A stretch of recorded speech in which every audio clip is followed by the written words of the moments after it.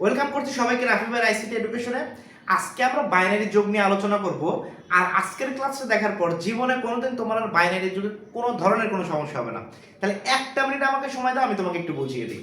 দেখো এখানে আছে বাইনারি যোগের নিয়ম, 0 0 যদি তুমি যোগ করো ভাইয়া 0 হয়, এটা তুমি ছোটবেলা থেকেই শিখে আসতেছো। 0 1 যোগ করলে ভাইয়া 1 হয়, 1 0 যোগ করলে 1 হয়।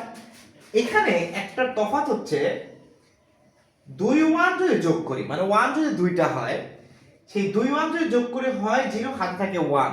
কি মনে রাখবা তাহলে? এভাবে মনে রাখবা যে 2 1 এ 0, হাতে থাকে 1, 2 1 এ 0, হাতে থাকে 1। আর 3 1 এ হয় 1, হাতে থাকে 1।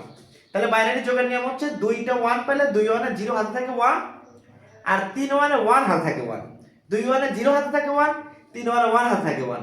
2 1 এ 0 হাতে থাকে 1, 3 1 এ 1 হাতে থাকে 1। তো যেহেতু বুঝে গেছো, মানে এই দুইটা মনে রাখলেই মোর দেন এনাফ। বাইনারি যোগে 2 1 এ 0 হাতে থাকে 1, 3 1 এ 1 হাতে থাকে 1। আসলে এখন আমরা দুইটা যোগের সমাধান করি, ঠিক আছে? দেখি আমরা আসলে পারি কিনা। দেখো প্রথমে আমরা এই যোগটা করি 1 0। তাহলে এই যে 1 0 যোগ করলে ভাইয়া কত হয় দেখো তো? 1 হয়। আচ্ছা 1 0 যোগ করে যে 1 হয়, হাতে কিছু কি এখানে থাকে? থাকে না। তাইলে আমাদের হাতের মান আসবে না।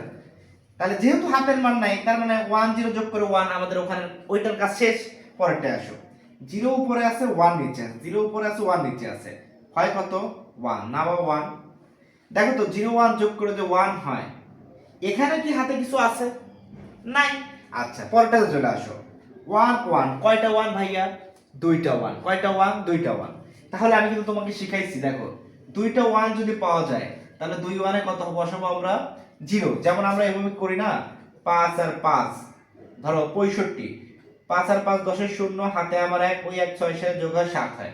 তাহলে হাতের একটা কি আমি আগেই বসাই না পরের মানের সাথে যোগ করি? পরের মানের সাথে যোগ হবে। তাহলে এখানেও 2 1 এ কত হয়? 0। আর হাতের যে মানটা আছে ওই মানটা আমি রেখে দিলাম, হাতের মানটা আমি রেখে দিলাম।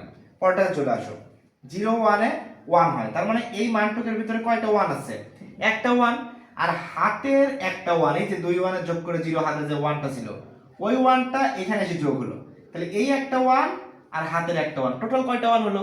2 1। তাহলে 2 1 এ আবার কি হবে? 0। হাতে রেখে দেবো আবার কত? 1। কারণ 2 1, এই 1 আর এই 1 মিলে 2 1 হলো। তাহলে 2 1 এ 0, হাতে থেকে 1। হাতের 1 আর এখানে 1 এর সংখ্যা কটা দেখো তো ভাইয়া? দুইটা। তাহলে হাতের 1 আর এই দুইটা 1 মিলে আবার কয়টা 1 হলো? 3 1। আচ্ছা এই যে 3 1, 3 1 এ কত হয় দেখো তো ভাইয়া? 1। আর হাতে থাকে কত? 1। তাহলে আমি এখানে কি বসাবো? 3 1 এ 1, হাতে থাকে 1। Simple, simple as that.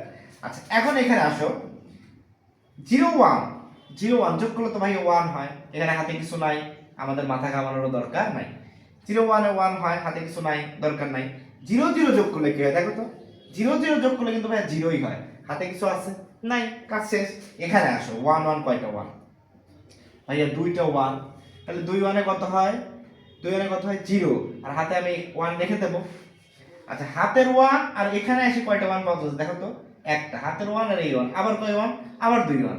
2 1 এ 0, 2 1 এ 0, আবার হাতে আমি কত রাখবো? 1। আবার হাতে 1, হাতের 1 আর এই 2 1, টোটাল কয়টা 1 হলো?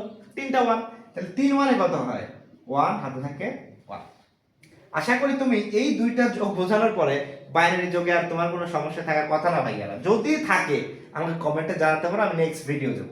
আচ্ছা যারা বুঝতে পারছো, তাহলে এই যে যোগটা যেটা আছে বাইনারি যোগ, এই যোগটা তুমি সুন্দর করে খাতায় উঠাও, একটু প্র্যাকটিস করো, দেখো যে তুমি আসলে আমার পড়ানোটা বুঝতে পারলে কিনা, বা তুমি এই অঙ্কটা করতে পারলে কিনা। যদি পারো, বুঝবা যে 100 100 তুমি এই ক্লাসে যে জিনিসগুলাই করাইছি সবগুলো তুমি সুন্দর করে বুঝতে পারছো। ধন্যবাদ সবাইকে।